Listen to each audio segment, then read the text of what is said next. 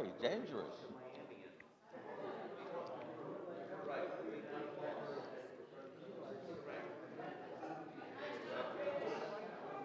Putin must be sitting there. Can you imagine wiping out the measles vaccine and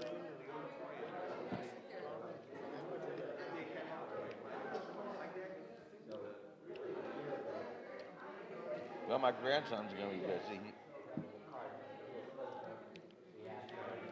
He's, he's, he's entering medical school with an MD PhD, which means he's going to be doing research. I said, what specialty? He says, infectious diseases. Problem is, he's not going to get funded.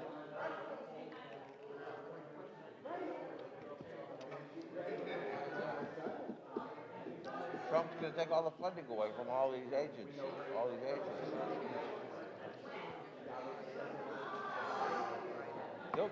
They'll find a way. and you know why he's doing it so he can give the tax Back to he's taking all the money, he's taking all the funding away billionaires. to the oligarchs, the American oligarchs. If they wrote a movie about this, you'd say this is the most obscene, preposterous storyline. 1984 was Nothing. Big Brother.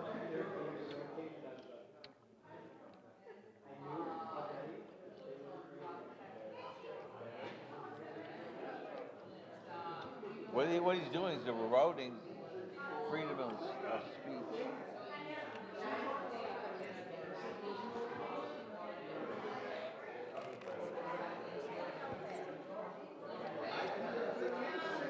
When that plane went down in Philadelphia, didn't you think there was something going on with two planes going down in 2 days?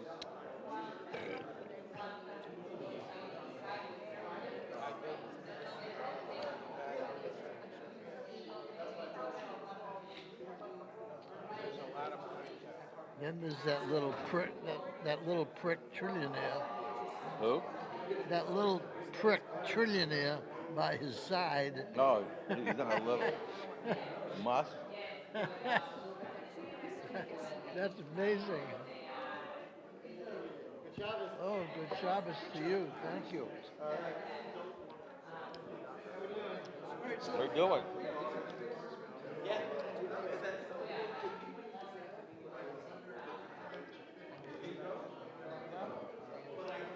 When he makes that salute, you don't think that's a Nazi salute? Musk?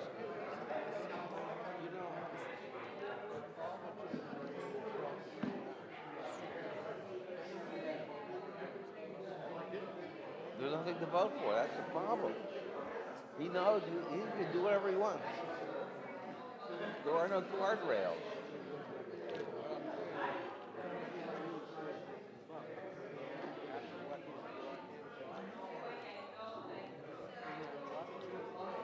I know, but he's not running. He can't run for election.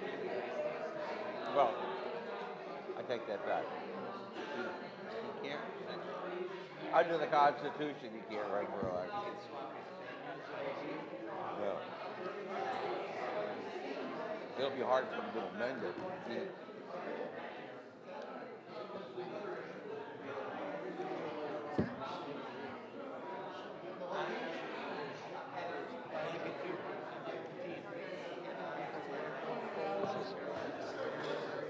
Rabbi, so did you think Musk's salute was a Nazi salute?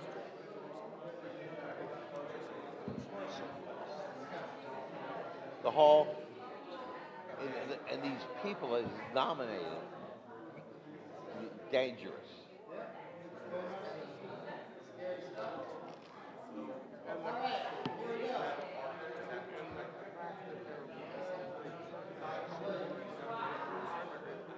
Yeah.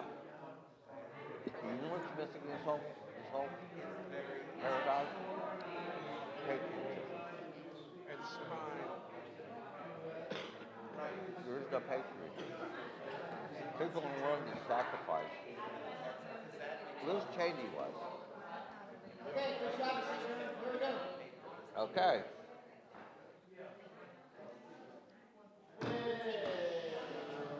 In Israel at the Shabbat, so did Shabbat.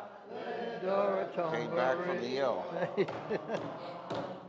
Shamru, in Israel at the Shabbat, so et ha-Shabbat Ledoratom Barito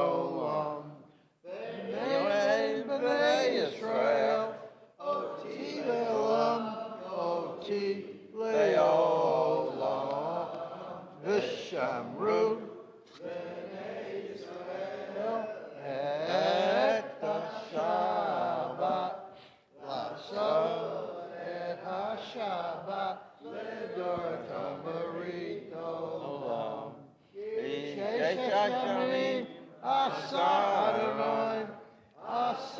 Adonai, et Hashemayim, et Haaretz, et Shamru, B'nai Yisrael, et HaShabbat, Laso, et HaShabbat, Dortam Barito Lam, Ubayom HaShvi, Shabbat vayinafash, Shabbat vayinafash, Shabbat vayinafash, V'shamru b'nei Yisrael et ha-Shabbat, Laso et ha-Shabbat, V'doratam Barito Lam. Baruch atah Adonai, Eloheinu melech haolam, borei b'riah gafen.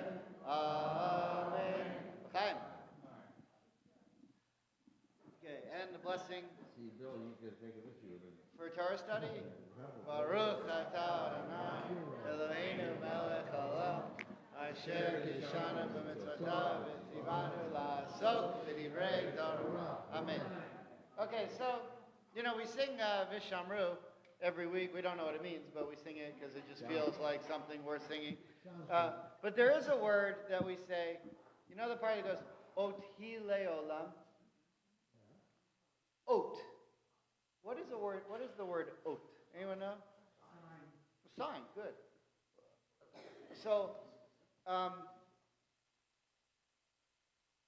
the second part goes, Ki sheshet yamim asa Adonai et hashamayim.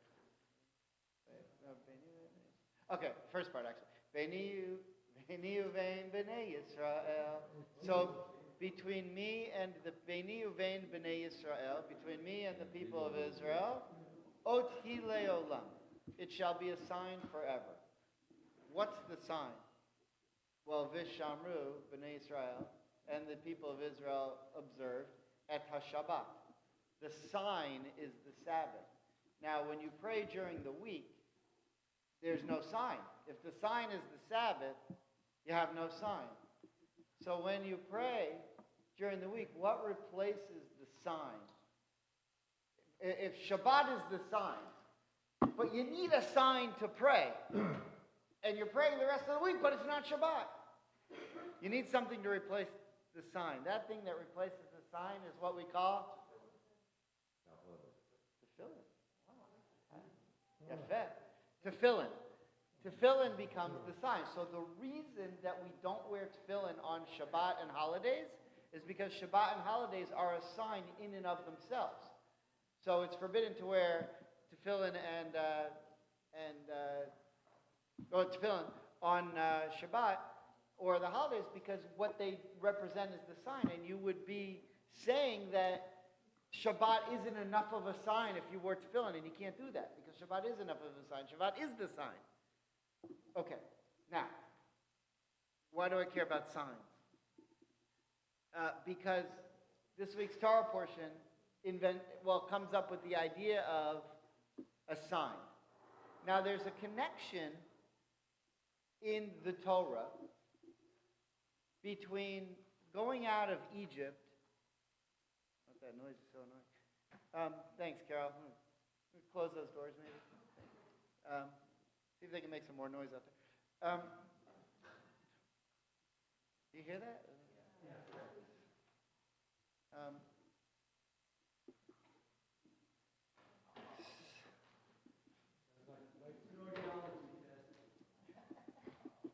The older I get, the more my ADD manifests. You know, and I can't get like any type of interruption.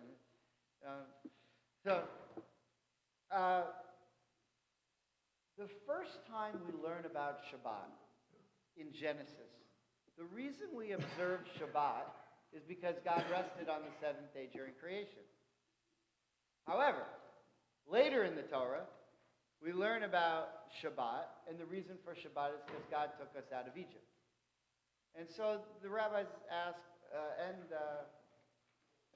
scholars at the Hebrew Union College like to ask the question, well, what is the difference between the people who wrote the first reason for Shabbat, that God rested on the seventh day, and whoever wrote in the Torah later on that, no, it's because we went out of Egypt, and maybe because the writers had different audiences or whatever.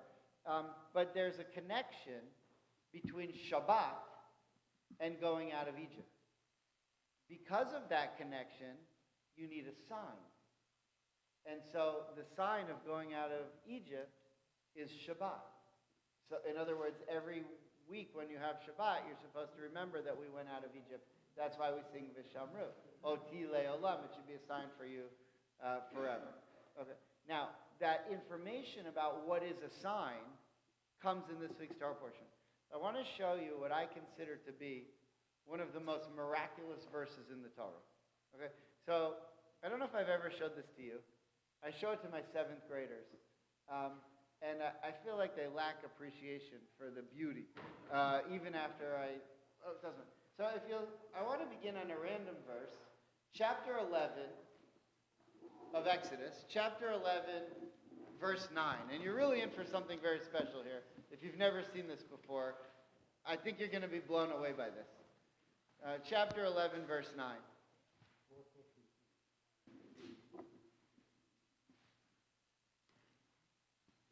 Now, you know what the name of our day school is, right? Rambam. Not Rambam. That's true. Which makes me crazy when people say it that way. Yeah. So, do you know why we named it Rambam? Anybody know why we picked Rambam? The donor had some influence. Mr. Rambam. And in fact, the donor has 6 kids whose initials are R-A-M-B-A-M. Seriously. Yep. However, there's another reason why it was chosen. And it's because Rambam not only was a scholar of Torah, but he was a scholar of science as well. He was a doctor. He was the private doctor of the Sultan of Egypt. He was a philosopher. He was a mathematician. He was an astronomer. And he was a brilliant, obviously, rabbi. Rambam is Maimonides.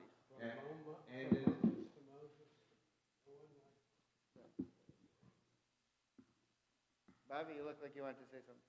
And in the museum in London, they have a book room. And in the book room, they have Maimonides' original Haggadah. Oh, wow. So if you go to the Museum of Natural History in London, it's a great museum. Should go into the Yeah. We actually have a fair bit of his writings because of the Cairo Geniza. Because Solomon Schechter unearthed and studied a lot of the writings that were found and stored in Egypt where Maimonides was, and they found some of the things that he's written. And some of them are at the Israel Museum in Jerusalem. Okay, if you look at verse 9, now,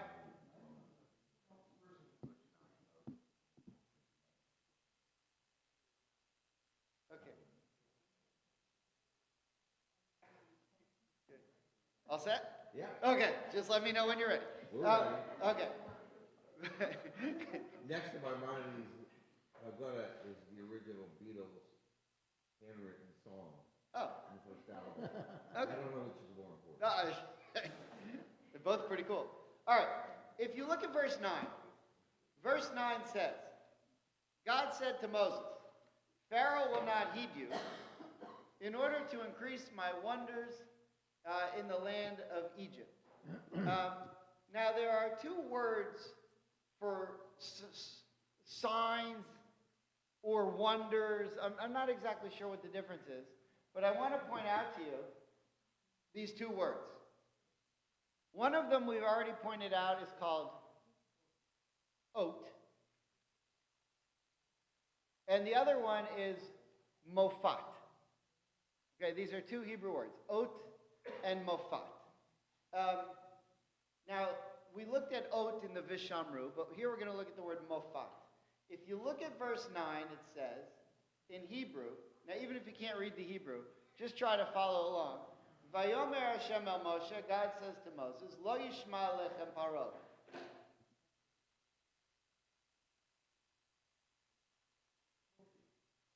Pharaoh will not listen to you, lama'an, in order that.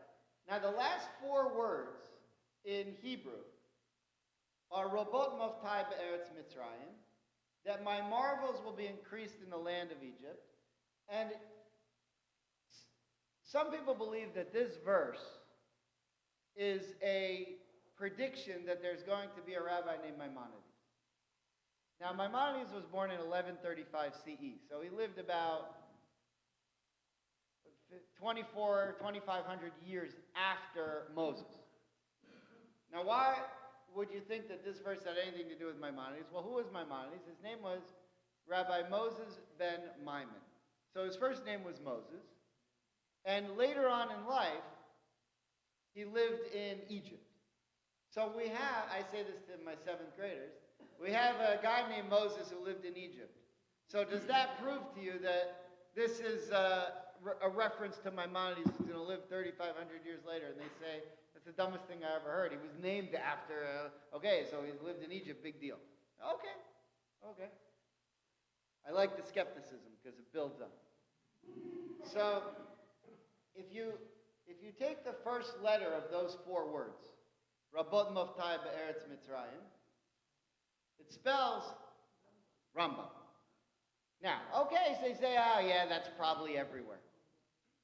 In the entire Tanakh, there are no other places where there are four words. There are no other places in the entire Tanakh where there are four words that have those initials. And it happens to be in a verse that mentions his name and where he lived. So, okay, you could say, coincidence. You could probably do that with Shakespeare and find, a million. Okay, fine. So, now, if you would go to verse, let's see if I can find it, verse 6 of the next chapter, chapter 12, verse 6.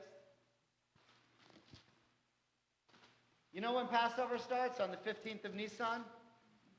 But on the 14th of Nisan, that's the day that we sacrifice the animal, and then that night. So the 14th is when Passover really starts, because that's when you have to sacrifice your animal. And then the 15th at night, when night goes down, the 15th, that's when you have your first Seder. But you already start the preparations and you sacrifice the first animal on the 14th of Nisan. So that's what it says here. Look at this verse.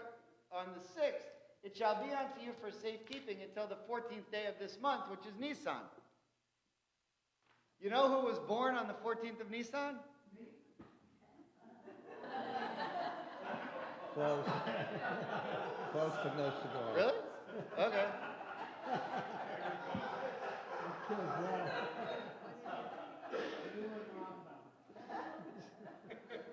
You guys are sort of ruining my whole morning. Maimonides. The only date mentioned in this section happens to be Maimonides' birthday. So what do we have? We have now, so if you come back with me to the first verse that we looked at that mentions Rambam, we have now a verse that has his initials, We have his name, we have the place that he lived, and we have his birthday. Now, if you look at the fourth word, Vayomer Hashem el Moshe, does anyone know what the name of Maimonides' great work was that he did in Egypt that summarized the Talmud? The Mishnah Torah. So you would say, well, okay, what does this verse say? The verse says that something marvelous was done in Egypt, and Maimonides wrote his Mishnah Torah, which changed the world in the way that Jews could understand the Talmud. He wrote that in Egypt. Now, what is the Mishnah Torah? It's a summary of the Talmud, but really it's the Talmud is a commentary on the Torah. It's a summary of the Torah, how to do mitzvot. Now, how long did it take for the Jews to go from Egypt to Mount Sinai to get the Torah? Well, Shavuot, we count the Omer. Week, Shavuot means weeks. We count 49 days, right? 7 weeks. You can do this kind of math in your head. 7 times 7, 49. Why? So we get 49. That's how long it took. But on the next day, the 50th day, that's when we got the Torah. So someone figured out, if you go to the Mem in Moshe, if you go to the Mem, you know, the Mem of Moshe is the first letter in Mishnah Torah, right? You hear the M, Mishnah. Now, we don't have to do this right now, but if you went to that Mem, you counted 50 letters, the next letter would be a Shin. And from that Shin, if you counted 50 letters, the next letter would be a Nun. And if you counted 50 letters from that letter, the next letter would be a Hey, and you would have the word Mishnah. 50, 50, 50, 50, 4 in a row, because that's how many days it took to get from Egypt to Mount Sinai. Now, they said, okay, that's great. But, so you have Mishnah, but what about Torah? You don't have Torah. So, they found, if you go way further down in the chapter, they found a Tuf. And if you go from that Tuf and count 50 letters, you get a Vav. And if you go 50 letters from that Vav, you get a Resh. And if you go 50 letters from that Resh, you get a Hey, which spells Torah. So now you have up top, at the beginning of the chapter, Torah, and at the Mishnah, and at the bottom you have Torah. So they said, big deal. If they were so important, they would be together. So they counted one more thing. From the end of Mishnah to the beginning of Torah, there's a whole bunch of letters in the middle. Exactly. You guys are ruining my entire day. I mean, I waited like all week. If you count from the end of Hay to the beginning of the Tuf, there are exactly to the letter 613 letters. Exactly. 613, which is the amount of mitzvot in the Torah. It's all there. And this is a prediction of Maimonides. You can deny it, but it's pretty remarkable.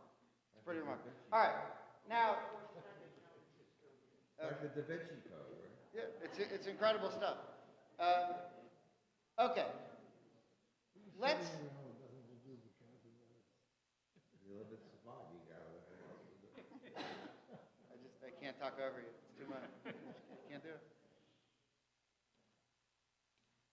All right, so let's go to chapter 7. We're going to jump around a little bit in both. Chapter 7.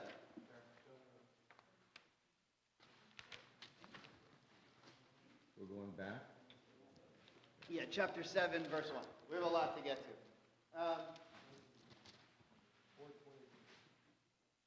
So, Norman, would you mind starting there, chapter 7, verse 1? With the mic.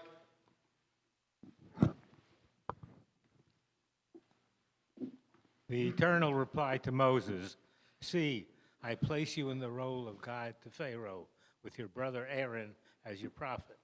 You shall repeat all that I command you, and your brother Aaron shall speak to Pharaoh to let the Israelites depart from his land."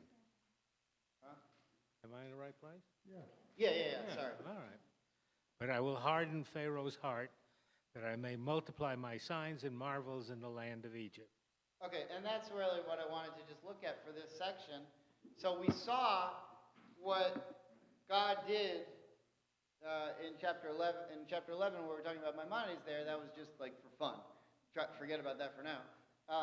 But God said that I will increase my moftim, my marvels in the land of Egypt. But here we have verse 3, I shall harden Pharaoh's heart, and I shall multiply, and then we have these two words, et ototai, ve'et moftai, my signs and my wonders in the land of Egypt. And my question is, what's the difference between signs and wonders? Why do we need two different words to essentially say the same thing? Okay, you're going to do lots of miracles. There's going to be blood. There's going to be frogs. You're going to split the Red Sea. We're going to see Revelation at Mount Sinai.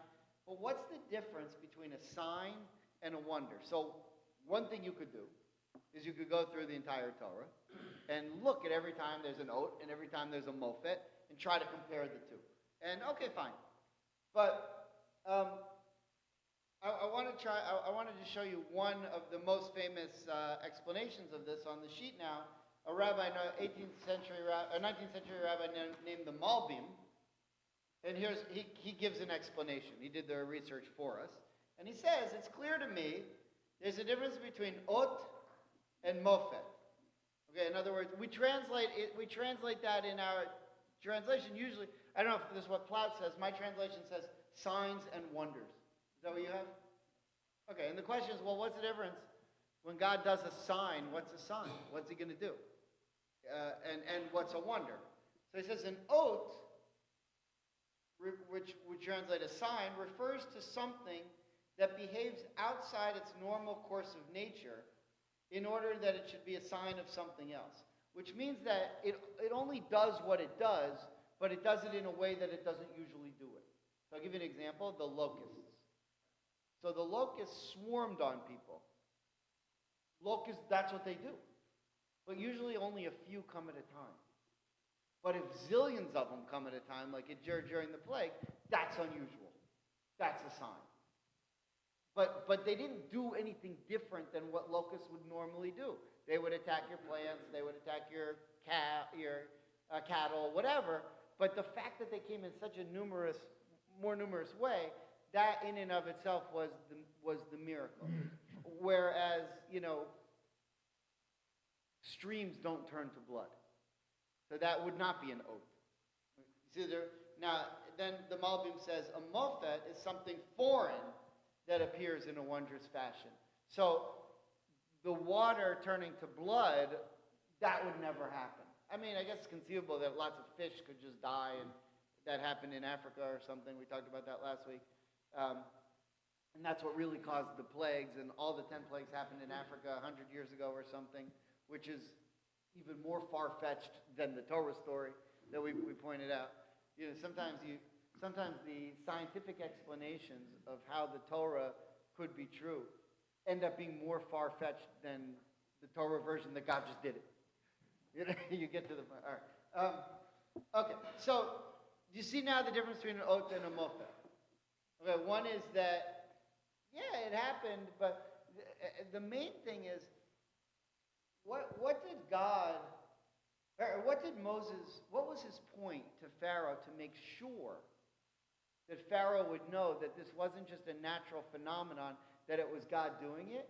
He told him exactly when it was going to happen. He said, at this time, you're going to see. Okay. So Pharaoh could have said, yeah, locusts, sometimes, this was, 15th century BC or 14th century BC. And Pharaoh, I heard one time it happened in the 17th century. The locusts came, it happens every few hundred years. Most said, it's going to come at 1202. Pharaoh looked at his Casio. Wow. Yeah. Okay. A Casio, which Borat refers to as a watch from the future. Not for everyone. Because in Kazakhstan, they don't have digital yet. So, okay. All right. Okay, let's go to chapter 10. Let's go to chapter 10. Okay?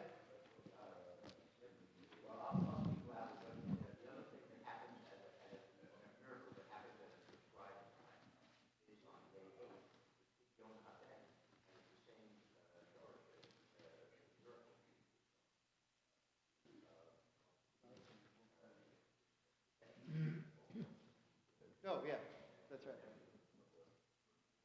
not the same root as moftim, but liftut is to redeem. Yeah, pidyon, but pidyon and mofat are not the same word. No. Mofat comes from the word tofet in Hebrew. Pidyon comes from lifdot, which is a different word.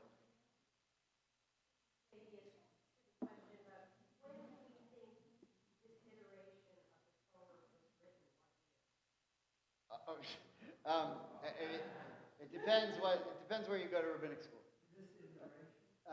If you believe in the tradition, then scholars generally date Moses anywhere from around 1,500 years to 1,600 years before zero, maybe even 1,700 years before zero.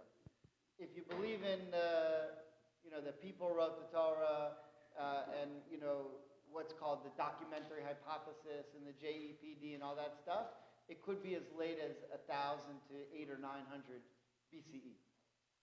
So that would be the latest that anyone would believe it would be written, probably after the in and around the Assyrian conquest of northern Israel in the 8th century.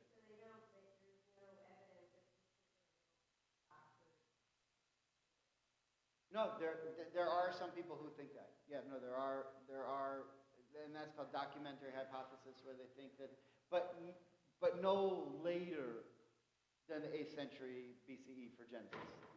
For Exodus. Some of the other parts, the Deuteronomic part, that some people believe that Deuteronomy was written by Isaiah, which is called Deutero-Isaiah, maybe even a little bit later, maybe like in the 600s BCE. So,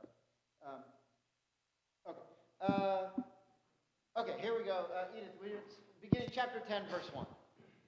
Then Adonai said to Moses, "Go to Pharaoh, for I have hardened his heart and the hearts of his courtiers, in order that I may display these my signs among them, and that you may recount in the hearing of your children and of your children's children how I made a mockery of the Egyptians and how I displayed my signs among them, in order that you may know that I am Adonai." So Moses and Aaron went to Pharaoh and said to him, "Thus says Adonai, the God of the Hebrews, how long will you refuse to humble yourself before me? Let my people go that they may worship me. For if you refuse to let my people go, tomorrow I will bring locusts on your territory. They shall cover the surface of the land, so that no one will be able to see the land. They shall devour the surviving remnant that was left to you after the hail, and they shall eat away all your trees that grow in the field. Moreover, they shall fill your palaces and the houses of all your courtiers and of all the Egyptians, something that neither your fathers nor fathers' fathers have seen from the day they appeared on earth to this day." With that, he turned and left Pharaoh's presence. Right, so Moses is doing everything he can to explain to him, I'm giving you the details. Look, there's not a locust in the sky. And it doesn't look like there's going to be. But I'm telling you, here's exactly what's going to happen, so that Pharaoh will understand that this is God doing it. That it's not a phenomenon. And so and that's the miracle. Because if he doesn't understand that it's a miracle, that God's doing it, that it's just an active course of nature, he's not going to be impressed. Okay, a little bit more. Pharaoh's courtiers said to him, "How long shall this one be a snare to us? Let their notables go to worship their God Adonai. Are you not yet aware that Egypt is lost?" So Moses and Aaron were brought back to Pharaoh, and he said to them, "Go worship your God Adonai. Who are the ones to go?" Moses replied, "We will all go, regardless of social station. We will go with our sons and daughters, our flocks and herds, for we must observe Adonai's festival." But he said to them, "Adonai be with you, the same as I mean to let your dependents go with you. Clearly you are bent on mischief. No, you menfolk go and worship Adonai, since that is what you want. and they were expelled from Pharaoh's presence. Okay, so verse 7 is a very interesting give and take between Pharaoh and his advisors. So, or Pharaoh's, servants, or whoever these people are. They said, these people are killing us. Right? We've already had 7 plagues. Remember, the first 7 are last week, the last 3 are this week. So the ones we have in Bo are the locust, the darkness, and the killing of the firstborn. And after the first 7 plagues, the advisor said, this is going terribly. What don't you get? Don't you know that? Don't you look what he says at the end of what did they say at the end of verse 7? Don't you know we've lost? Don't you see that it's over? By the way, have there ever been leaders in history whose generals told them it doesn't look like it's going very well, and the leader said, I think we should keep fighting? Right? Sound familiar? So, what was Pharaoh's response to them? He listened to them, but not permanently. He said, all right, fine. Go worship your God and appease your God and get rid of these, plagues, and then you'll come back and you'll get back to work. He's not willing. He's starting to make a concession, but not a full concession. He never makes a full concession, even once the Jews leave. He sends the army out to get them. You remember the thing with the sea? Well, we'll do that now. I don't want to give away what's going to happen next week, right? Because I need you to come back to see the exciting conclusion of the story. Otherwise, you give it away. You don't want you to know what happens. But let me just point out that in order to, if we go back to verse 2 for a second, in order for Pharaoh to know, well, let's just read verse 2. Edith, would you mind reading verse 2 one more time? And that you may recount in the hearing of your children and of your children's children how I made a mockery of the Egyptians, how I displayed my signs among them, in order that you may know that I am Adonai. Did you hear the word signs there? But there's something different. Something just changed. Something different just changed. It's not signs and wonders, it's just signs. Okay. So, when we sing Vishamru, we say Oti Leolam. It's a sign forever, but we don't say a mofat. We don't say, Ot v'mofat leo, right? Because it was too much. It doesn't sound. No, but we say it's an ot forever, but we don't say it's a mofat forever. Now, when I showed you the first verse, chapter 11, verse 9, that had Maimonides, that hint to Maimonides, it had only the word muftim. And that was for Pharaoh to see that I'm going to do these muftim. But the oat, now that we have this oat in verse 2, the muftim were for Pharaoh. Right? So Pharaoh would be impressed that there's a God. But in verse 2 here in chapter 10, the oat has nothing to do with Pharaoh. Who's the oat for in verse 2? In the ears of your sons and your sons' sons, that my signs that I placed among them. So the plagues and the power of God had 2 audiences. The Moftim were for the Egyptians. See that we can destroy you, or that God, can destroy you. There's nothing you can do about it. And everyone got that except Pharaoh. But the oat was for the Jews. And that's why in Vishamru we have oat, but not mofat. So the wonders were for the Egyptians. But the oat, the signs, were for the Jews. Clear so far? Okay, we didn't really say why. We just want to make that point. Daniel?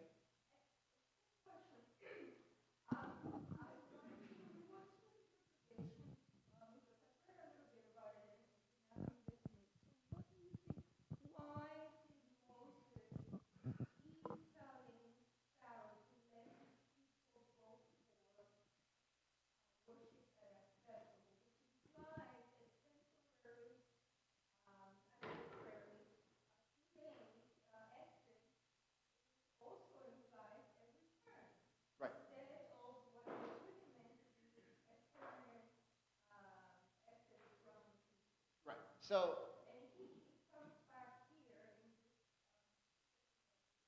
right, so look, I don't know the answer. I know the theories.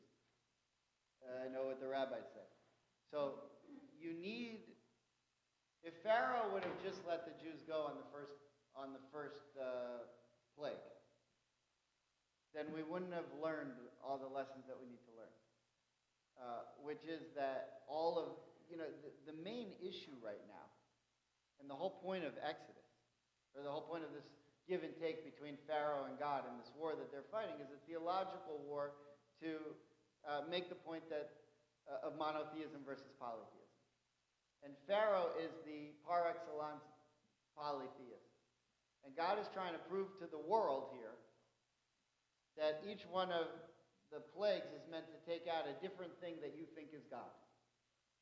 And so, while Pharaoh is clinging to this belief that there are all these different gods, and so after the first plague, Pharaoh says to God, "Big deal, you took out my water god, you took out the Nile, but I got all these other gods. I still got the sun, I got the land, I got all this other stuff." So while Pharaoh's clinging to this idea of polytheism, the Jews go out into the wilderness and say, "You want us to show you how this works? You want us to show you what the real God is? We're going to go worship him. He's just one." Pharaoh says, "No. Go do that nonsense, whatever. That's nonsense. I got the real gods over here." The Jews said, No. We'll show you. There's one God over here." That's the idea. It's a battle between monotheism and polytheism, which we're going to get to at the end. It's a really, really interesting question. Okay. Next section I wanted to look at is, I know this is, oh yeah, Daniela?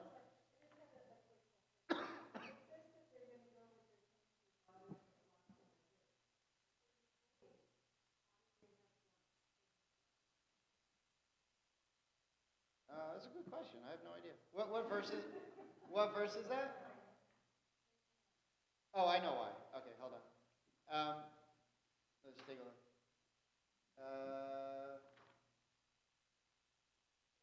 Our sons with our flocks and with our cattle we shall go because of festival.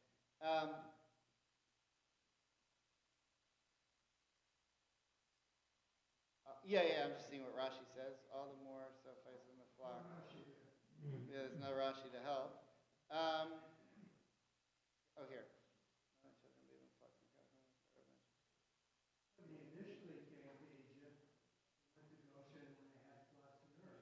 Yeah, the question is how can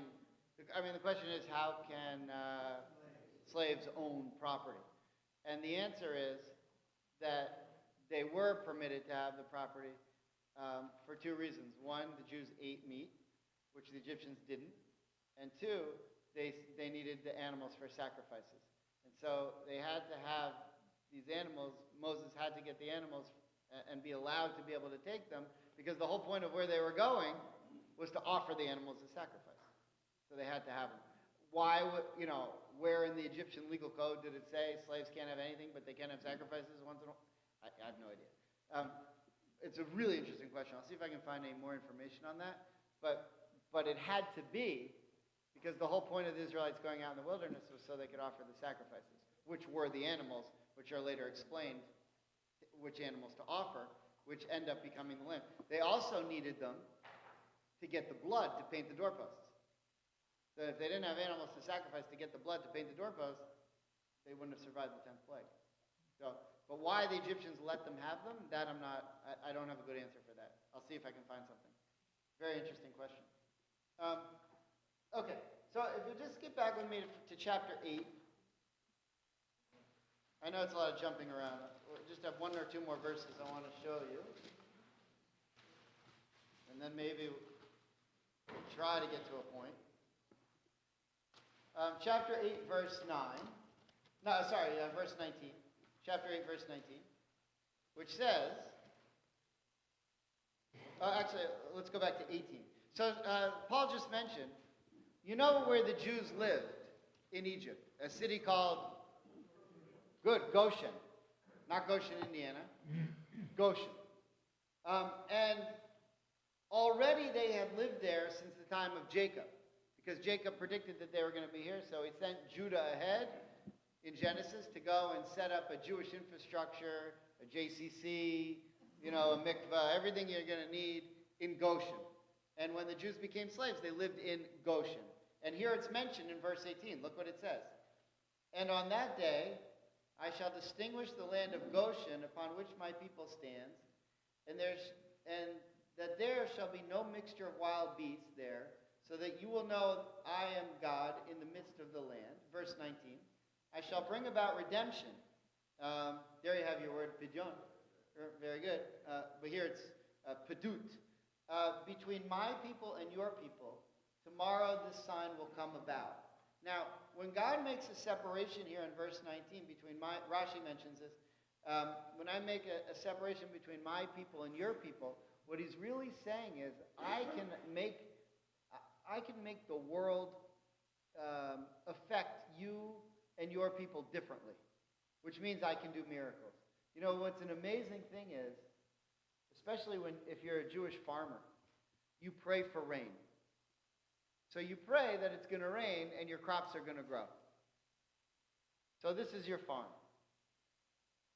But your neighbor who owns a farm is a bad guy. And he doesn't pray for rain.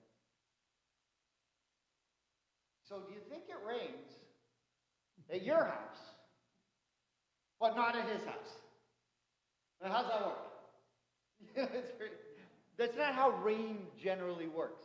You don't see the rain hovers over your block, and it rains on it rain. Well, maybe in Miami, but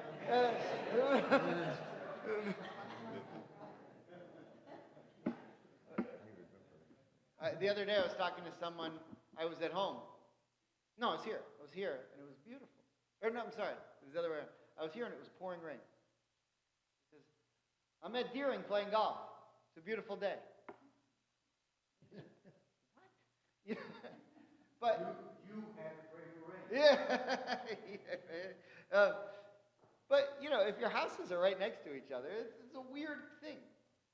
But God can do these kind of miracles. So if you look on the sheet now, the Or HaChaim, one of my favorite rabbis of all time, he says, I shall set apart. Judy, would you mind reading the Or HaChaim second source thing? I shall set apart. God meant that not only would the wild beasts respect the boundary of the province of Goshen and not invade that province, they would not even approach those Israelites that happened to be outside the province of Goshen at the time. The Torah made this clear by nuance between my people and between your people. This means that whatever members of both people were found next to one another, only the Egyptians would be bothered by the wild beasts. The beasts would not bite a Jew. Okay, so there's two shows going on here. There's a show for the Egyptians, which means I can destroy you if I want to. And there's a show for the Jews, which means I can protect you if I want to. But that's even more astounding maybe because they've been slaves for 210 years and no one's lifted a finger to help them. Right? Where was it? So, right, all of a sudden now, why does he have to convince them that he could protect them? Because for 210 years he hasn't done a thing to protect them. And that, or maybe he has, but not in the way that they had hoped. Okay? So, the Chizkuni, 1200s from France, also has a comment on this. He says, it will occur tomorrow. Moses does not want to give Pharaoh the excuse that the disappearance of the frogs, i.e. their deaths, will be accidental, unplanned. The same happened with the plague of pestilence when God predicted precisely when it would occur. So Pharaoh might say, every once in a while the frogs, they tend to jump out and they're kind of annoying. But you know what doesn't happen when that happens? That someone snaps his fingers and all the frogs are just gone. That was part of the miracle, was that the frogs disappeared. Now, by the way, the first 9 plagues were not fatal to the Egyptians, at least according to the Torah. We don't see death. It's annoying. Nobody wants to be gored by an ox. Although there were probably a lot of yeshiva bachers running around saying, oh, finally, now I understand Bava Kama. We can see it in action. That's the yeshivish joke. If you didn't forget it. You know, because you spend, you're studying Baba Kama, which is one of the tractates they study in yeshiva. And it's really hard, but you have to understand it to understand the rest of the Talmud. So you go through it, and it's all about the laws of oxen. And after about 6 months of studying the laws of oxen, you say to yourself, I don't even have an ox. Who cares? So, but when you finally see an ox running wild, you say, All right. There was an ox that got loose in the city in Israel at some point a few years ago.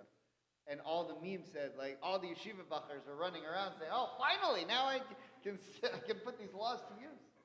It's not funny for you, but for them, it was very funny. I just want to look at one midrash, and then I'll try to make a point.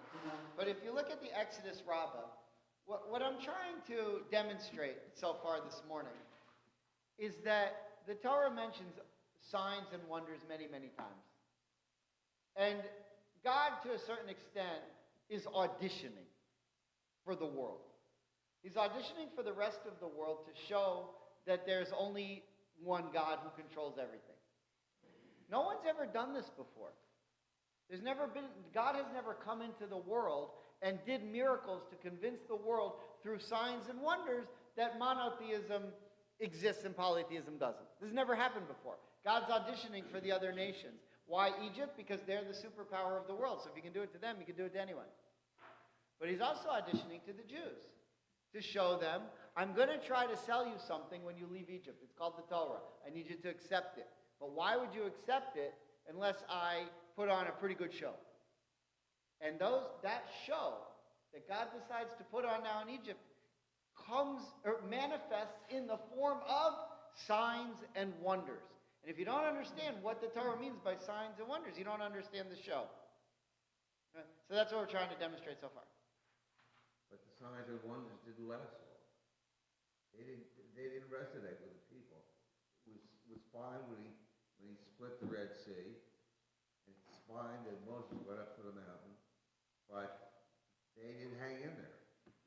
Well, I'd say two things. First of all, look what the Egyptians said to Pharaoh. We're lost. We've lost. Pharaoh's the most stubborn person ever. Worse than some of our kids. I have two of them. But the rest of Egypt said, it's lost. We're convinced. And the story of the plagues in the Red Sea, sitting here 3,500 years later, still talking about it. So it had some staying power, which I want to show you in a second. Why? Now, you're right, though, that the original Jews were so primitive that they couldn't handle it. And ultimately, they had to wander in the wilderness and die off, and only their children would go into the land of Israel. That's true. That's true. They were too primitive. They couldn't grasp it. They still had the golden calf and all the other sins that happened in the wilderness. But their children would buy it. And when I say their children, I include us. Okay, so one last midrash. Ken, would you mind reading the Exodus Rabbah 9:7? At that moment, the Holy One, blessed be He, said, if the serpent will swallow the serpents of the Egyptians, it is the way of the world, a serpent swallowing a serpent.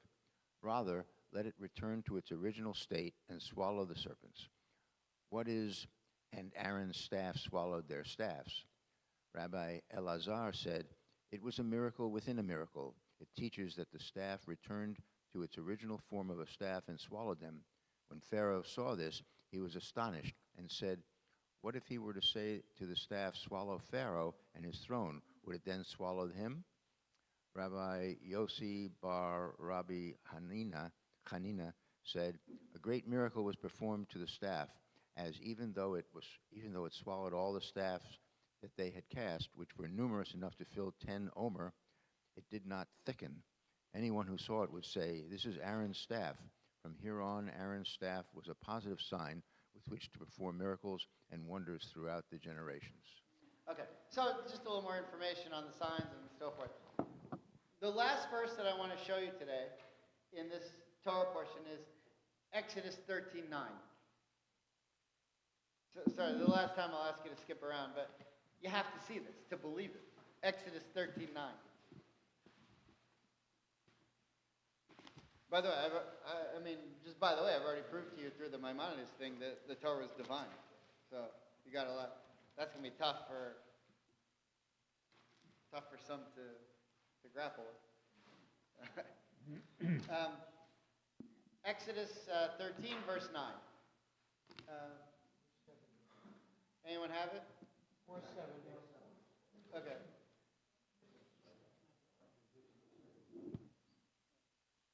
Bill, do you have it? And this shall serve you Here's as a the sign. mic. What? The mic. And this shall serve you as a sign on your hand and as a reminder on your forehead, in order that the teachings of the Lord may be in your mouth. That with a So, just looking very closely at this verse. Verse 9. Vayalecha. It will be for you. Le, for, an oat. What's an oat? A sign. Where are you going to put this sign? Al yadcha. On your arm. Ulazikaron. For a remembrance. Beinenecha. Between your eyes. So what's the sign that we put on our arm and between our eyes? Tefillin. Right? So look at Rashi on the back side of the sheet. The Rashi here says, and it shall be a sign unto thee, i.e. the Exodus from Egypt shall be to thee a sign. Meaning that every single day when we put on tefillin, and we don't have to do it on Shabbat because Shabbat represents a sign in and of itself, but we just here connected tefillin and Shabbat. Because we know that Shabbat is an oath. How do we know that? From Vishamru. Vishamru b'nei Israel et ha-Shabbat. Right? Oti leolam. They observe Shabbat as a sign, as an oath forever. Leolam forever. Shabbat forever is the sign of the Exodus of Egypt.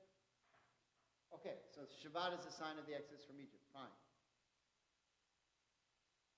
Before the Exodus happened, sign was God rested on Shabbat. But once we now have this common history of a Jewish people that God took us out of the land of Egypt, that becomes the sign. What's the sign? That we have this covenant with God. And Shabbat seals the covenant. But we don't have Shabbat every day. So we need something else to bind the sign. And that comes from Exodus 13:9 called tefillin. Later becomes called tefillin. The Rashbam, Rashi's grandson, also has a comment here. According to the true meaning and exhortation that this memory should be with you permanently, as if the subject matter had literally been inscribed on your hand. Meaning that God took the Exodus from Egypt is literally part and parcel of what a Jew is. Right? It should be bound to your very body of who we are. Okay, so now that I've said all that, I did all that just to show you what the signs and wonders were, that God was making a deal, putting on an audition for the Egyptians and for the Jews. So now I just want to tell you what I think. You can take it or leave it, but this is what I've been thinking about. You know, when God said to Abraham, you're going to have children as numerous as the stars of the sky and you know, the sands of the sea or whatever. At some point, Abraham had to have said, what are you talking about? I've got a wife who's 160 years old. She barely have one kid. The other kid I have is worshiping idols. Mom's a piece of work. I have Isaac. You tell me to go kill him. I don't kill him, but the next day Sarah's dead. Where are all these kids coming from? Oh, that's not what I mean. I mean the Jews, the people that you're going to convince to be monotheists. Abraham goes the rest of his life, doesn't convince anybody. Nobody buys it. I mean, a few people buy it, but almost nobody. Most people laugh at him. He opens wells for people to come and learn about Torah. They fill them up. We're not interested in this. He said, what are you talking about? Torah is mine. Mine chayim. Look at the Torah. they fill up the wells. They're not interested in stupid water. No, it doesn't work out. Nothing's building. And even when the Jews go free from Egypt, so say there are 1 million of them. By the time the second temple is built, and the Jews have already now been slaves in Babylonia, how many Jews come back with Ezra and Nehemiah to rebuild the second temple? Like 40,000. Maybe there were another 100,000 who are already there. There's like 140,000 of us. There aren't that many Jews. And it's not spreading at all. Look at the other religions. Christianity, spreading like crazy. Islam, spread like crazy. Yeah, the Baha'is maybe not as good marketing. But Judaism, it never takes off. But then it starts to gain a type of steam that the other religions don't have. And once the second temple is destroyed, the Jews get kicked out, the persecution really starts. And there are places where they say, convert or we'll burn you at the stake. Or convert or we're going to put you in these ghettos. Or convert or we'll slaughter and kill you. And we're not going to let you study your Torah anymore. And we're going to force you to study this other stuff. And we're going to tax you. And all these horrible things are going to happen to you. And the worse it got, the more the Jewish people grew. The more our numbers came about. And even so, the more so we became committed to being Jewish. Because what was happening? Our history was snowballing.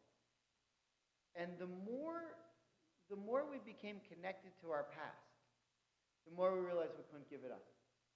And so you could say, if you're in the early 1490s, when the Inquisition comes and we're going to burn you unless you convert, why not just say, hey, I'm not even that good of a Jew. I don't really even do this. I don't really even believe in this stuff. Why was it that the Jews wouldn't convert? And I think it was because we had so much invested in it already.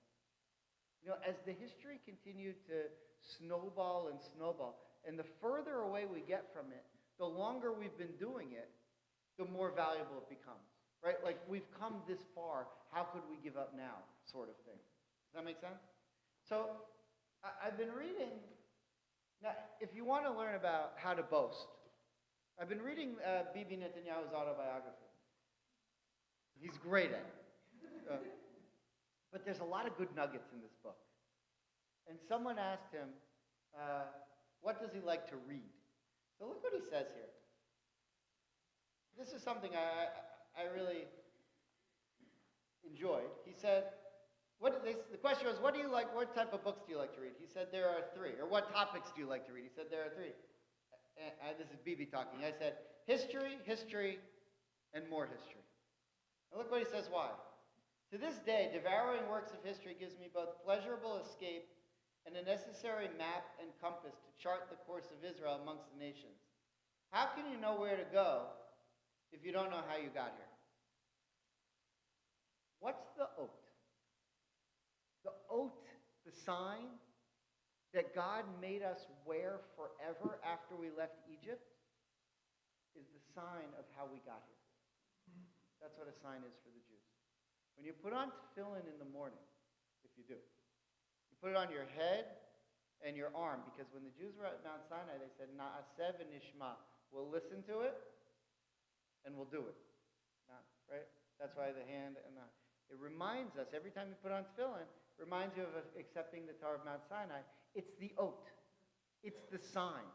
And this week's Torah portion is about creating a sign that will last forever. And it worked. But if we didn't have this oath, if we didn't have this sign of where we come, we make this joke, we have all these holidays. I hate it because it's a trite saying, but they tried to kill us, we won, let's eat. The other religions, the other nations, they don't have these kinds of holidays. I mean, they have some, fine, but not like we do. Not the oaths that we have that remind us where we came from. And because of all these things we've been through, the more connected we are to it. To give up to Judaism To give up on Judaism now would be like saying, hey, you Maccabees, I don't care what you did. You Jews who fought in the Warsaw Ghetto, I'm done with it. You Jews who survived the Roman expulsion, you Jews who survived the Babylonian expulsion, you Jews who were slaves in Egypt. That's a lot of history to turn your back on. Nobody else really has that. So I want to end with this one idea. You know, it's pretty common when an Israeli prime minister comes to America over the last 50 years, 60, 70 years even, that they visit the Lubavitcher Rebbe. They're starting to now come to Pinecrest. They're starting to. You know, you saw the mayor of Jerusalem was here. You know, he wanted my advice. Fine. Fine. The mayor of Jerusalem walked in. He said, where's Rabbi Eclectic? No. Okay, fine. But, you know, they're starting to come here. But Yitzhak Rabin, when he first became ambassador to the UN, went to visit the Lubavitcher Rebbe. And he was mystified by it. Rabin was not a very religious person, although he had a deep respect for Torah and Judaism, but he wasn't religious really in any way. But he had a very powerful exchange with the Rebbe. And the Rebbe said to him, Rabin had already started his job. He said, what is it like to be completely isolated and alone? And Rabin said, you know, what do you mean? We have some friends. We have America. And the Rebbe quoted a verse to him from the Torah. What was the verse that he quoted? It's here on the sheet. Numbers 23, verse 9. He said, this is what the Rebbe said to Yitzhak Rabin. And I see them from the mountaintops, gaze on them from the heights. There is a people that dwells apart, not reckoned among the nations. So Rabin is looking at the Rebbe and he says, okay, you're telling me that we, the Jewish people, are alone. That's sort of a depressing thought. You know, what do you mean? And so the Rebbe explained what he meant. And I'll show you two views of the commentators that explain what he said. Rashi on Numbers 23:9.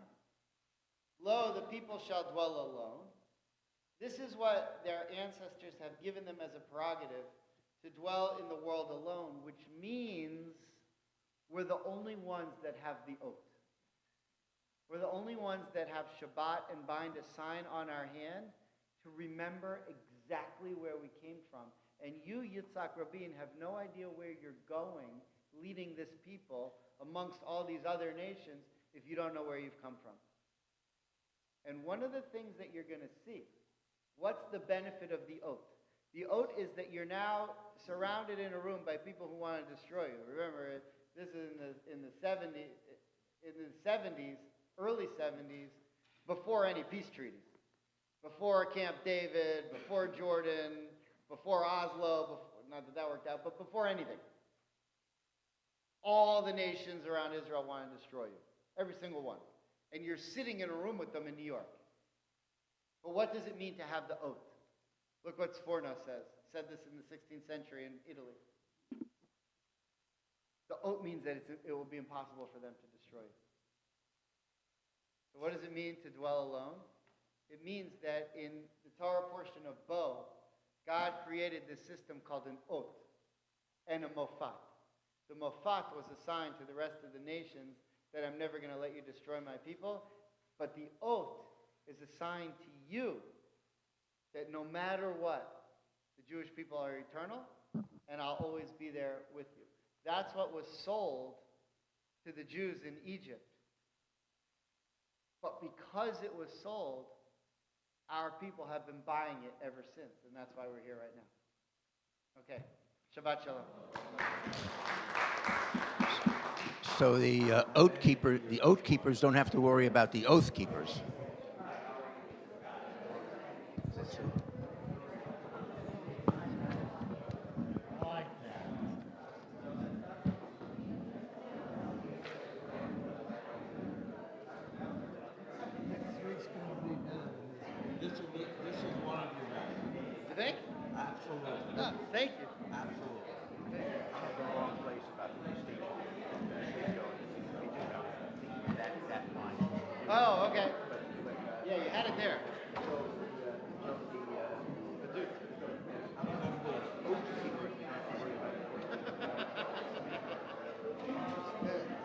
I thought you were going to have a cereal reference of some sort, of oats.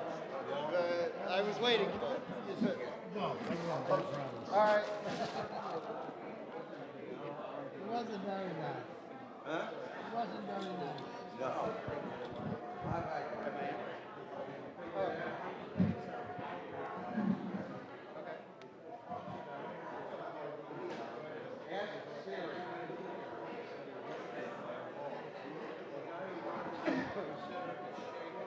Oh, I know him.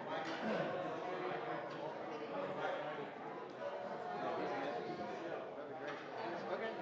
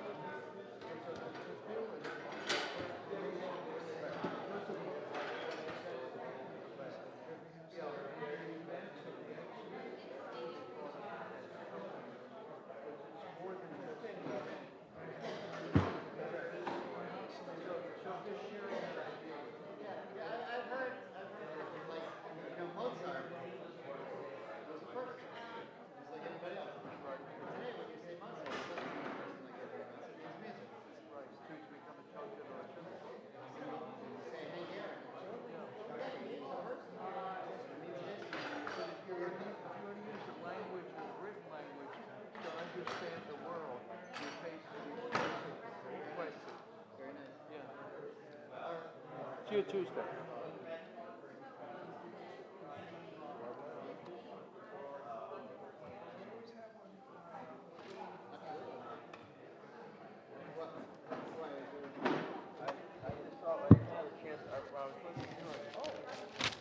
Yeah, because we're doing Exodus now, but it's not big enough yet.